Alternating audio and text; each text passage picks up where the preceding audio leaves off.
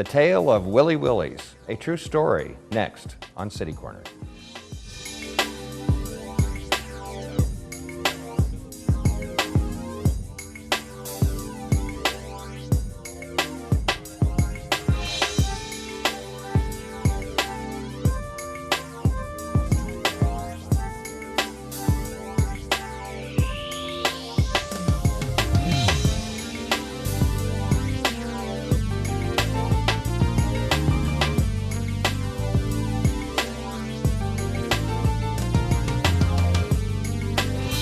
The book is The Tale of Willy Willys.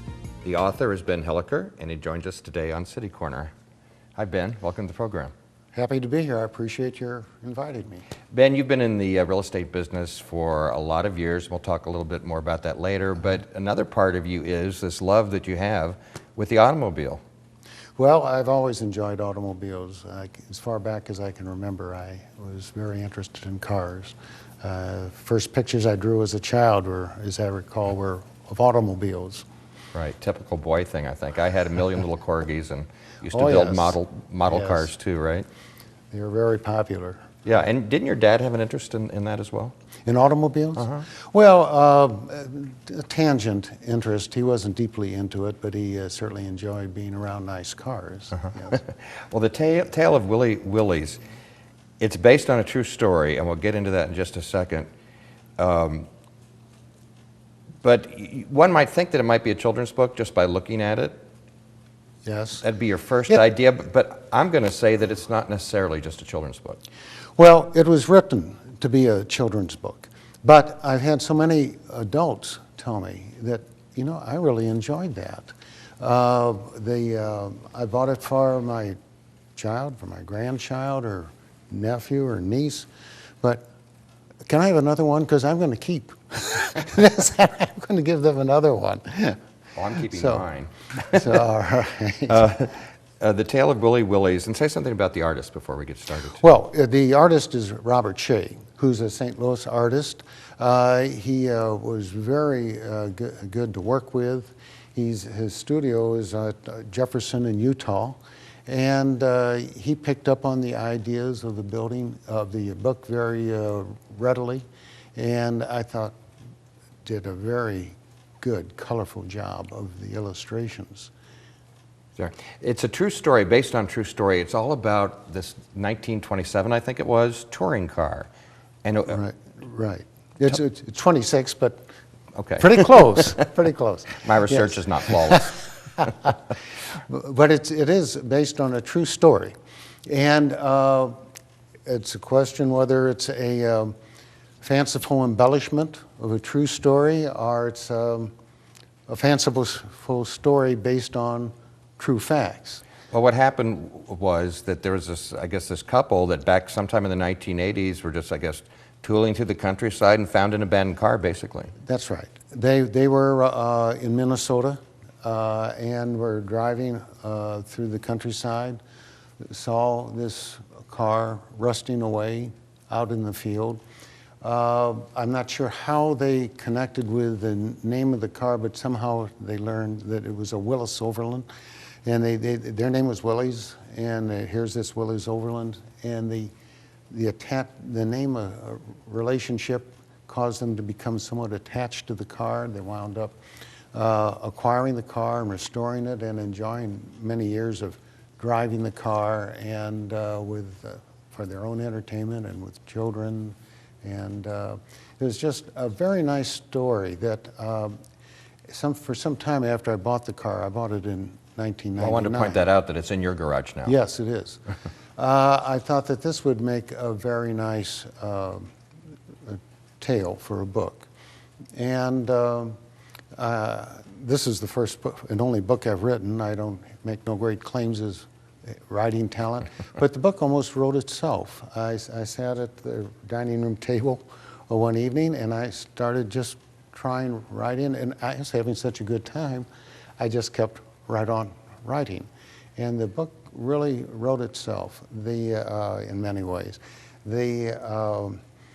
my point in writing the book, if there was any point in building on this story, was to have a book that was thoroughly enjoyable to read. No great trauma in it, really no great message in it, just it's fun to read. Oh, there's a message there somewhere. Well, it's interesting you say that, because I've had so many people tell me that the first time someone said, you know, that book has a very nice message in it, and I thought, message? What page was that on? But it's not because I wrote a message into it, but because the story it's based on, I came to realize, has a message in it. And working together with the couple in the car and others in the story, to bringing life back to the car and rejuvenating the life of the elderly couple as well, as this went along. And it wasn't something I wrote into the story, it was the story. We have some things we're going to talk about later. You also have been involved in the Museum of Transportation Yes. here in St. Louis for a long time, and later in the program we'll talk a little bit about that. But why don't we get into the story of the Tale of Willy Willys, which is based on a true story of this book written by Ben Hilliker. And let's look at some images from the book. This first one, Ben, is when you talked about the couple just happening to discover this car. What's happening here? Well, they're driving This along a country road. They are being hailed to a halt by a man in the road who wants them to stop because there's a truck blocking their way. And the truck is backing into the field to pick up this old wreck of a car that's in their way. The farmer wants it out of there. Yeah, wants it out of there. And while talking with the man who has stopped them, they discovered the name of the car is Willys, and that's their last name as well. So they're interested enough that they get out of the car and they go over and look at it. Let's take a look at the next image from the book, and this is how they find the car, sort of encased, and I guess it's been overgrown in weeds for years. It's been sitting there gathering reeds for years, and brambles and briars and bushes, and sinking into what I call the messy, mucky mud all this time. And as the man is cutting away the briars and brambles so that they can get to the car to tow it out, they see more and more of the car revealed. And they want it. They decide that they want it. They hear from the men something of the history of the car, and they decide that they would like to have this car. They don't know at that point what they're going to do with it, but they just feel that there's a kinship with the car and they would like to have it. So they get it home, and the next shot we have is Willie. Willie is the car. Mm-hmm. They put it in the carport there. Yes. It's been hauled to their house, and Willie's, by this time in the book, has begun to show his personality. Willie speaks in the book. Speaks to himself, speaks to other cars. Humans are not aware of these conversations between cars, but the cars talk. I talk to my car. Is that the same thing? I haven't heard how you talk to your car.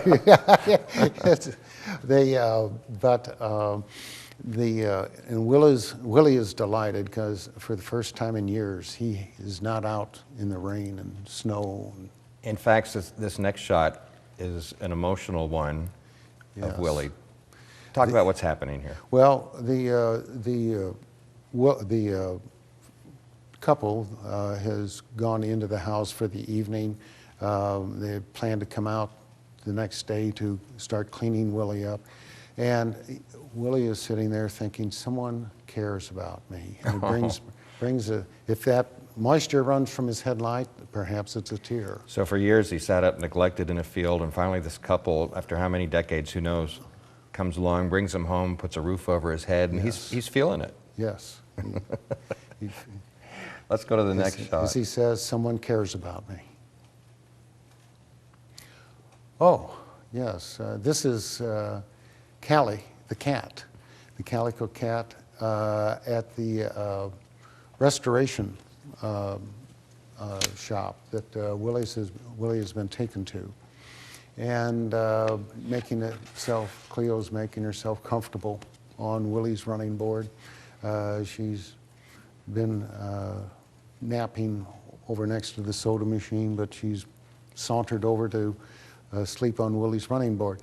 This is at Roscoe Wrench's restoration shop. Roscoe Wrench's. Yes, restoration And so shop. that's what happens. The couple lovingly get Willie back into running order and looking good again. Yes, there's help at the restoration shop with the assistant mechanic Buster Knuckles and the body men Peter Putty and Sandy Rust. I love all the names you've got. Let's look at the next shot. This is after Willy Willys is sort of fixed up, and I guess they're celebrating. They decorate him with some balloons and things. They're ready to drive Willys out onto the streets to enjoy the drive with Willie. And this last shot, and I want you to read the last paragraph out of the book, The Tale of Willy Willys, as we look at this next shot. This is the closing of the book. Yes. Well, they're driving off down the street, and the last paragraph is, Willie still delights in taking people for rides. If you should happen to see a blue Willis Overland with black fenders filled with happy people, you just might be seeing Willy Willys and his friends enjoying another deliciously delightful drive. After many drives, Peter Putty's paint is no longer quite as shiny, but the joy Willie brings to his riders shines as brightly as the day he left Roscoe Wrench's restoration shop. And Willie is now in your garage. How often do you take him out? Well, it depends on the time of year. Willie does not come out in the winter because of salt on the street. But during the spring, summer, and fall, take them out a couple times a month. Usually it'll be with others. The last time I took Willie out was with, there were 4 children in the car enjoying it, and it speaks of the old 48 star in the book, speaks of the old 48 star American flag that Buster Knuckles found under the back seat. Well, the flag is with the car, and they held the flag up as we drove along the streets, and we're laughing. And how many roadsters are there like Willie out there these days? Do you ever see them? There is a national, do you mean Willys cars? There's a national Willys club, and there are some, I believe about 800 members. Now, these are Willys of all ages, from 1908 to 1960. The Willys was at one time the second most sold car in America, and yet it's a name almost forgotten now, even despite its attachment to the Willys Jeep, which it built during World War II. We need to take a quick break, Ben, and when we come back, we want to talk just a little bit about the history of cars that were manufactured in St. Louis, and also you're affiliated with the Museum of Transportation. Yes, that is true. We want to discuss that too. All right. We'll be back with Ben Hilliker right after this.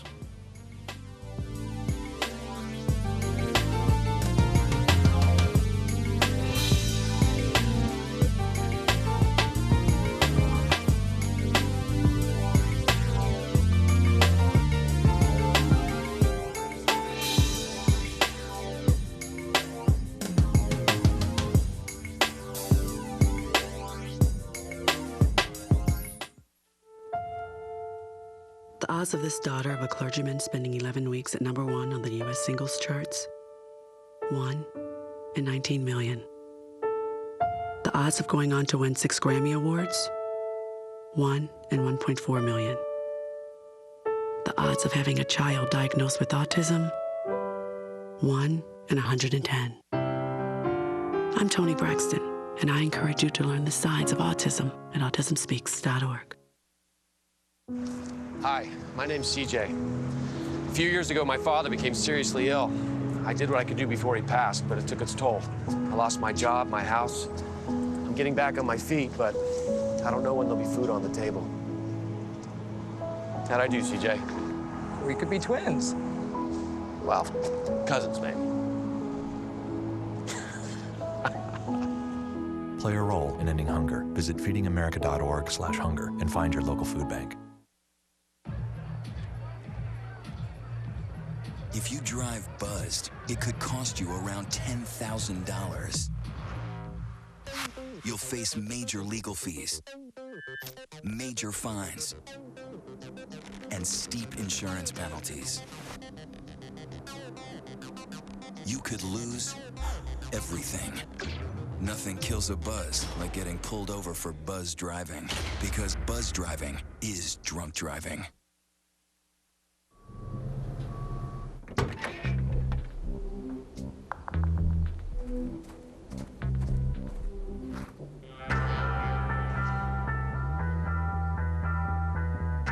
When you throw away money on wasted electricity,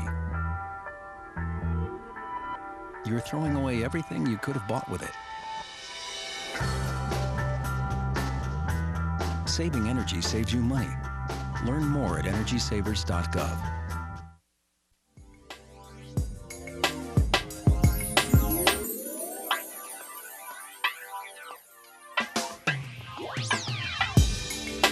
I'm Steve Potter. Welcome back to City Corner, and we've been talking to Ben Hilliker, who has written the book, The Tale of Willy Willys, which is based on a true story of a couple that found an old touring car and brought it back to life, I guess is a good way to put it. And Ben, you're in commercial real estate, have been for a long time here in St. Louis, but also obviously, one of your loves, automobiles.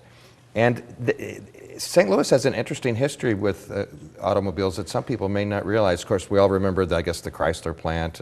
Well, yes. Most But before people that. remember that, yes. But there were many car companies in St. Louis. There were several that really became well-established car companies. The principal ones would be the Doris automobile, which was made here, and people today, many people know of the Doris Loft condominiums, which are in part of the old Doris factory at Sarah and Forest Park in Laclede. And there was the Gardner. Now, the Gardner was, of the three major ones in St. Louis, was the shortest-lived company as far as making their own car was concerned, 1920 to 1931, I think it was. But during that time, they made and sold over 40,000 cars, which on a General Motors scale isn't huge, but certainly it's a good quantity of cars. Then there was the Moon Automobile Company that made the Moon automobile. It was a very fine automobile. And later made, in addition to the Moon, the Windsor and the Ruxton. And the Ruxton, along with the Cord, was the first production front-wheel drive car made in America, long before the general accumulation of front-wheel drive cars we have today. But there were many firsts in St. Louis. The first gasoline station is recognized by the AAA. The first gasoline station in America was in St. Louis. Really? It was on Teresa. If you're driving east, Teresa is just east of Grand Avenue. If you're driving east on Highway 40, just after you pass Grand Avenue, you're driving over the site of the first gasoline station in America. Is that right? The first auto supply company in America is recognized by the Standard Catalog of American Automobiles, which is rather the catalog of automobile collector, major catalog for, or Bible for auto collectors. Specifies that the first auto supply company furnishing parts was in St. Louis. The A.L. Dyke Company was founded in 1899, is at 23rd and Locust Street, and then built for part of its operation a building that still stands on Walton Avenue between Olive and Washington Avenue on the west side of the street. The first automobile in St. Louis was built by a man named J.D. Perry Lewis. He built it in his garage of his home at 3014 Morgan Street, In which his is garage? now, yes, which is now Delmar, but at 3014 Morgan Street. He had seen a car in Paris when he was there with some friends, and he's a young man. He was in college at the time he saw it. Came home, said, "I want a car for myself." He took an old carriage that belonged to his brother and put an electric motor on it and a steering mechanism and brakes, and the car, I understand, was capable of 88 miles an hour. Did you say 8? 8 miles an hour. He's also responsible for what is supposed to be the first auto accident in St. Louis. It's in the 3000 block of Locust Street the next year. He went on to build other cars, some with electric motors that he built himself. But the auto industry was active in St. Louis. The Moon automobile plant was on 2nd Street, just south of East Grand. The Gardner plant was just south of Choteau, on the riverfront, just south of Choteau. Actually, Gardner had started in 1915. Moon and Gardner had both been buggy manufacturers before. Horseless carriage. They came with the horseless carriages, Went from, right? went from horse carriages to horseless carriages. Right. But when William Durant, who founded General Motors, started Chevrolet, he went to the Moon Buggy Company and asked them to build Chevrolets for him. So besides the Chevrolets being built in Michigan, the only plant west of the Mississippi was the Moon factory, which was then just east of Broadway and north of Choteau. And they later moved south of Choteau when they started building their own cars. They built Chevrolets until the Chevrolet plant was built in 1920 on Union Boulevard. Let's talk about the Museum of Transportation. This is it's located, I guess, on the edge of Kirkwood. You're a past president of the board, currently on the board there. Yes. And a lot of people may not know about it. Well, it's surprising that so many St. Louisans don't know about the museum, though many St. Louisans have come to the museum repeatedly. It covers many acres. We just finished the 13,000 square foot new Orthwine Visitor Center, which is one of many buildings and display building pavilions at the museum. The museum has what is the largest collection of steam locomotives in the world. Let's go to some images in our minutes remaining, Ben. We have, just look ahead, some images from the Museum of Transportation. Yes, well that's the largest steam locomotive ever built. It was a Union Pacific locomotive built in 1941.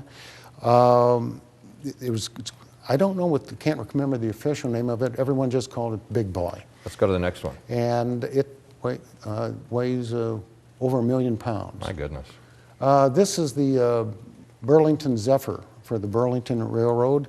And very early diesel, all stainless steel on the outside. So it looks deco.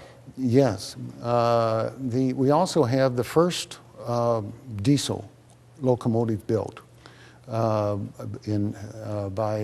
General Motors among the locomotives we have. The next shot we have. Many rail cars.